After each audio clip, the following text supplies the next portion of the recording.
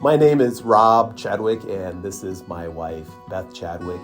And we live in Rye, Colorado, which is south of Pueblo in the mountains, a valley of about 6,000 people. And we planted Table Mountain Church 16 years ago, which is really hard to believe.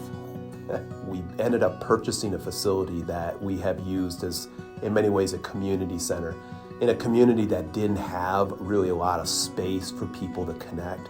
And so our property consists of a full RV park, an apartment complex, and now just this last year, we had a guy in our community who we partnered with, and we have a full working fitness center.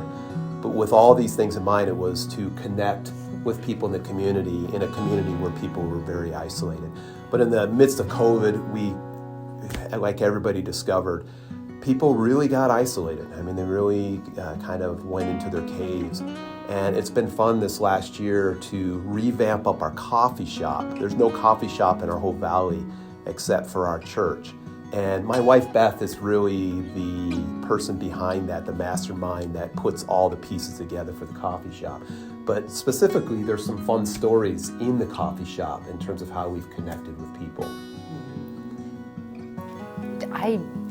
I like coffee. I like going and sitting someplace and having some time with people, but my favorite part right now with our coffee ministry, and just this is what I think Jesus is doing right now in our coffee ministry, is just the people that he brings in, choosing to listen to them. I think we don't listen well, and choosing to ask really good stories. But I got these two little girls. They come with their mom, and they love making steamers, which is frothed milk with some syrup in it.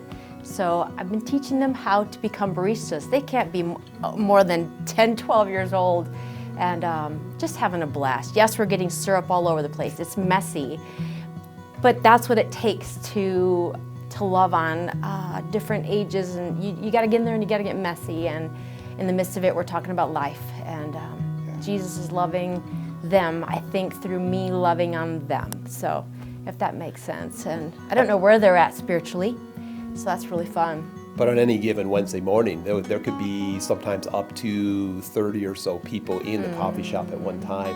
And I love that these two girls will come around to each table and ask for our orders and ask if they can take our cups. Teaching them how to work. Put them in the garbage. But that's awesome. It's just a really specific, small story of the kind of connections that are happening in the Greenhorn Valley, south of Pueblo.